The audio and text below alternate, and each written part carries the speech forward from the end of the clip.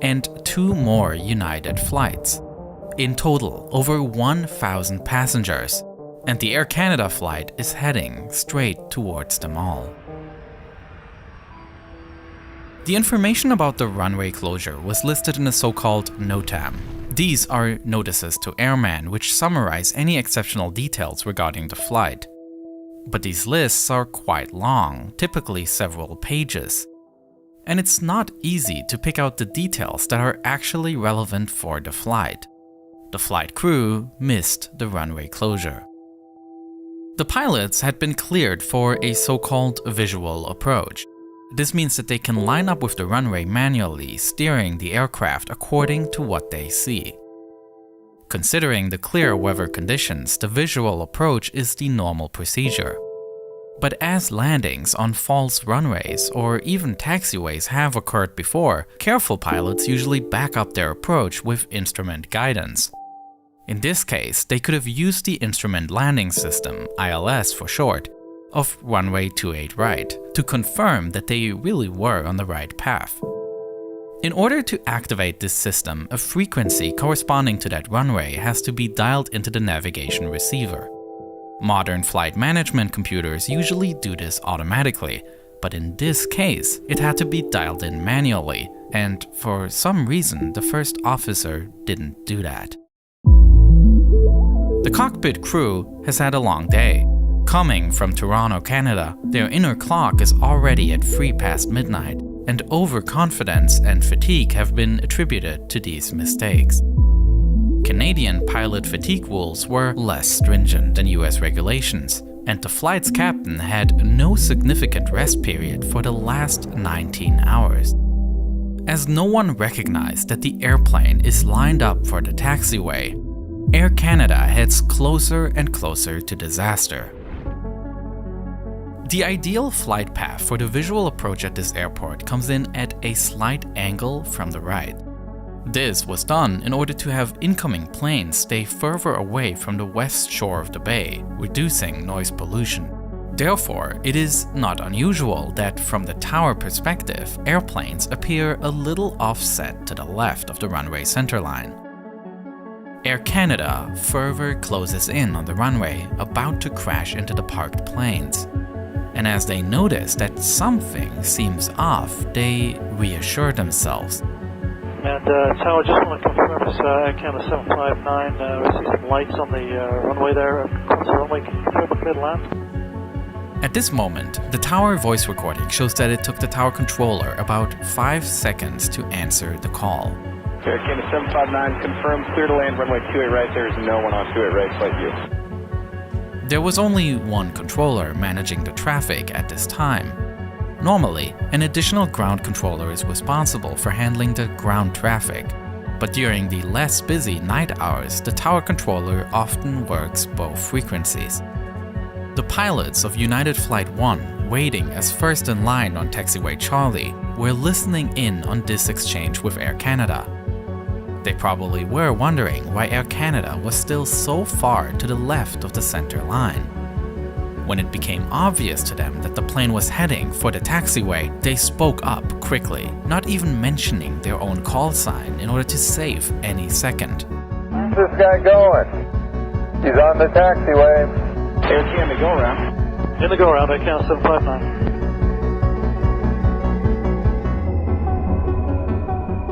What we just witnessed could have been the largest accident in general aviation that ever happened. Air Canada 759 missed the tail fins of the waiting aircraft only by a few meters. 759, looks like you were lined up for Charlie there. Fly heading 280, climb maintain 3000. Heading 280, 3000, Air Canada 759. United 1, Air Canada flew directly over us. Yeah, I saw that, guys. This real footage of the incident shows just how close the planes were. A full investigation was launched, and the National Transportation Safety Board has released an entire list of recommendations, many of which have already been implemented. Visual approaches at night are no longer allowed at San Francisco when an adjacent runway is closed. Furthermore, 2 air traffic controllers are now required to be on duty until the late-night arrival rush is over. The incident became a striking reminder of the dangers of miscommunications at airports. But whether enough lessons had really been learned is increasingly being put into question, as this year saw an unprecedented amount of close calls at US airports.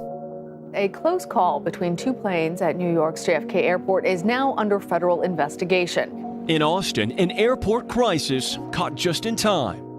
This 4th close call of the year happened at Burbank Airport on Wednesday. Well, tonight the FAA has launched an investigation into yet another near collision of 2 aircraft, this one at Boston Logan International Airport. This morning, another close call between 2 planes is under investigation. The FAA says a Republic Airways flight crossed the wrong runway at Reagan National Airport.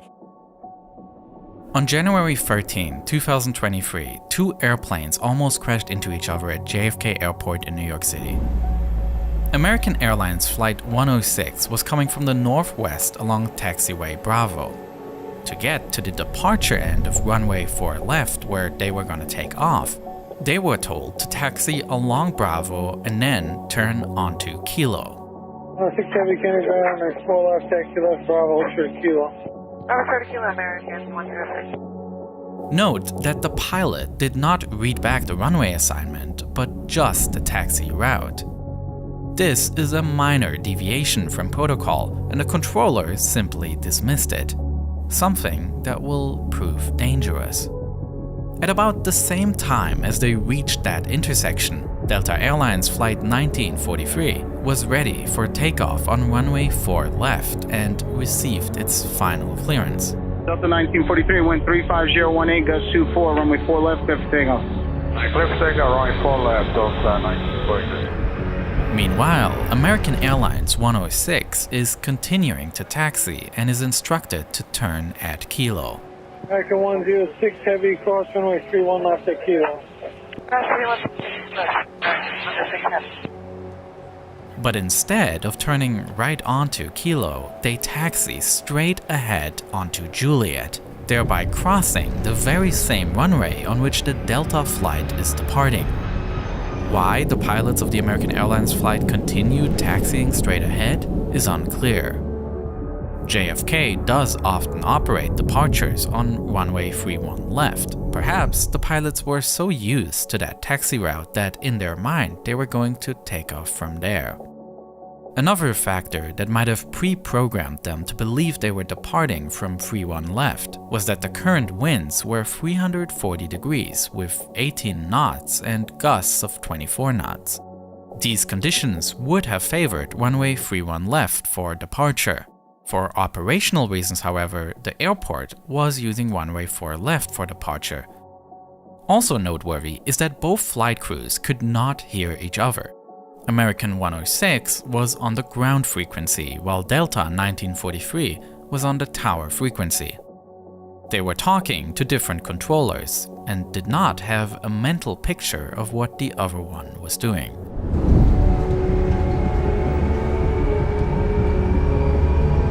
Thankfully, just seconds after the mistake, the tower controller notices what's happening and reacts extremely well. American 106 Heavy, American 106 Heavy, hold position. American 106 Heavy, hold position. Delta 1943, cancel takeoff plans. Delta 1943, cancel takeoff plans. Rejecting. All right, and the Delta 1943. The Delta plane comes to a stop about 1,000 feet shy of intersection Juliet, and nobody was injured. The US Federal Aviation Administration categorizes runway incursions by type and severity. Besides the incursions that actually result in an accident, there are 4 categories ranging from close calls in which a collision was just narrowly avoided to errors that at no point posed any security risks. The JFK incident was serious enough to be categorized as Category B. Looking at the statistics, it can be observed that the number of serious incidents over the past 2 decades has been going down. While there were 22 Category A incidents in 2007, there have never been more than 9 such incidents per year in the past decade. As far as Category B incursions are concerned, a similar trend is visible. If you look at the last decade or so, you would see between 10 and 20 times a year typically that this would happen. This year we're on track to have more than 20, and even one is one that I would not like to see happen. The JFK incident has put a large media spotlight on airport safety, but still, it will just take 3 weeks until the next close call. This one, perhaps the most scary one. Flight FedEx 1432, a Boeing 767 cargo plane, was coming from Memphis and arrived in the early morning hours in Austin. As happens so often in Austin, the ground is covered with a thin layer of fog, just about 1,000 feet thick but very dense.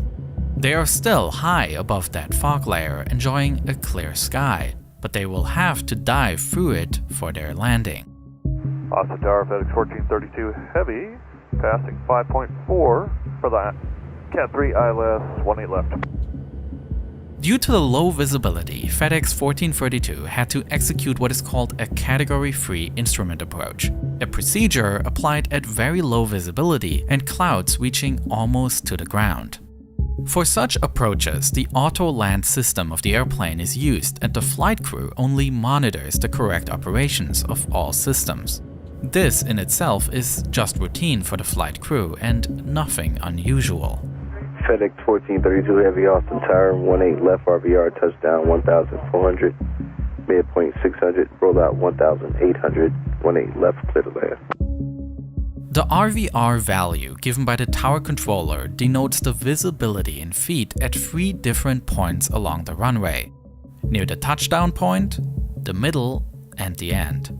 The phrase passing 5.4 means that they are 5.4 miles away from the ILS transmitter, which sits at the end of the runway. At just this moment, Southwest 708 calls in. Tower, Southwest 708, we're short of 18 left, so we're ready. Southwest 708, Austin Tower, runway 18 left RVR 1,200, midpoint 600, roll out 1,600. Flight heading 170, runway 18 left, clear for takeoff, traffic 3 mile final is a Heavy 767. Okay, 170, clear for takeoff, 18 left, copy the traffic, Southwest 708. The tower controller's intention is to have the Southwest flight take off on the same runway before the FedEx lands. 3 miles is usually a comfortable spacing to let a departure slip in front, and the phrase "traffic on 3 mile final is a Heavy 767" is to inform the Southwest crew about the incoming FedEx plane, which requires them to do a speedy departure. But things take longer than expected. Time is ticking as the FedEx is entering the fog layer, not able to see anything out of their cockpit windows anymore. Their distance to the runway has now shrunk to merely 1.2 miles, and they are becoming nervous about the Southwest still sitting on the runway. Tower confirm, FedEx 1432 Heavy, clear to land on 18 left. FedEx 1432 Heavy, that is affirmative, sir, 18 left, you are clear to land, traffic departure, roger, route to 737. Roger. 60 seconds have now passed since the tower gave Southwest 708 the takeoff clearance, and apparently they are still standing at the threshold. Although there is no fixed time limit for starting the takeoff roll, it is expected that pilots perform the takeoff in an expeditious way. Southwest 708, confirm on the roll. Rolling now. Meanwhile, FedEx is descending through the fog layer and highly concentrated to look for the approach lights that show up. At about 150 feet above the ground, the fog clears up a bit and they can make out the lights of Southwest 708 still on the runway, rolling but yet very slow. They immediately initiate a go-around and they address the Southwest crew directly. Southwest aboard. FedEx is on the go. Southwest 708, roger, you can turn right when able. The tower's transmission is the result of a misunderstanding, as he assumed the abort message had come from Southwest, which was informing them about aborting their takeoff run. Negative. The Southwest crew, however, was probably already beyond their V1 speed, and rejecting the takeoff would have been dangerous. As they were busy, they simply answered negative. This exchange shows just how confusing things can get very quickly. Both planes come within 100 feet of each other, but the FedEx is able to outclimb the departing Southwest plane. Normally, one aircraft is not allowed to give instructions to another. The fact that the FedEx crew did shows the severity of the situation. After the tower controller got things sorted out, he takes active control again and gives instructions to both airplanes that keep them separated. 1432, climb maintain 3000, whenever you can turn left heading 080. With turn to 0803000, FedEx 1432 Heavy. Southwest 70, you can turn left heading 170. 170, South 79.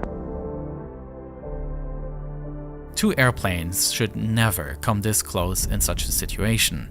At the same time, the sequence of events also shows that several procedures did work in avoiding a collision. Whether by directly seeing the Southwest on the runway or a warning of the TCAS system, the FedEx crew took timely action to stay separated from the other aircraft. This 1432 Heavy, roger, sir. You have our apologies. We appreciate your professionalism. Thank you. Was it a wise decision to let Southwest go in front of FedEx while they were on a 3-mile final? In hindsight, the answer is probably no. Particularly not at a time of very low traffic, where a short 2-minute delay for Southwest 708 would have taken all the stress and risk out of the situation. On the other hand, Southwest pilots are known for their proficiency and expeditious takeoffs. Thousands of other times, such a takeoff clearance has already worked just fine. When it comes to the ultimate question of responsibility, the full NTSB investigation will decide about that. Since the beginning of the year, 8 cases of one-way incidents have been reported, 3 of which have already been classified as Category B. At what point it is no longer a statistically plausible accumulation, but a serious problem, is difficult to say. At least to some degree, the current media attention is highlighting something that has always happened.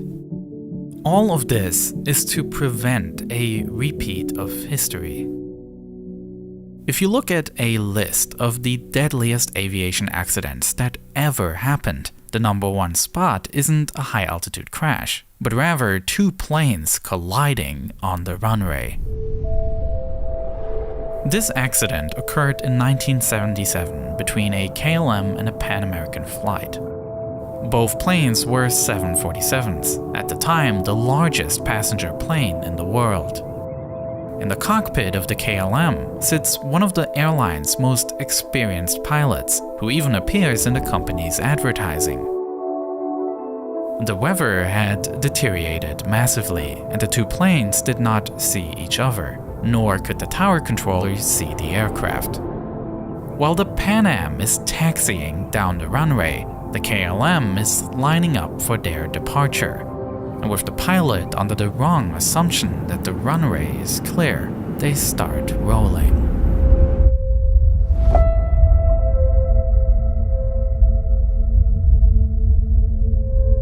How it came this far is a fascinating story, which is why I have produced another full-length video about this crash, creating detailed models and mapping out where exactly things went wrong.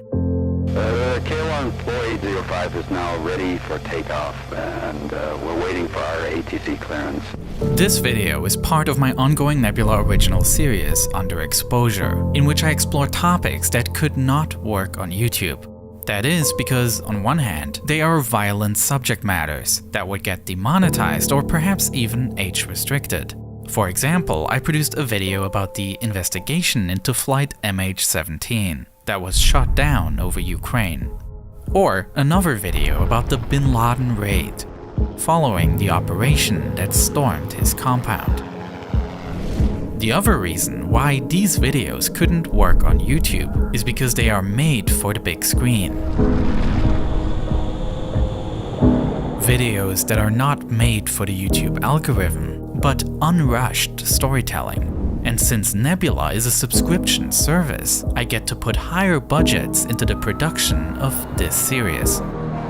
Nebula is a creator-owned streaming service. And besides my videos, you can watch exclusive videos from lots of other independent creators. So go to nebula.tv/neo and make sure that you use that very link so that you get 40% off on an annual plan. All my exclusive videos are up there, so thanks for the support and thanks so much for watching this video.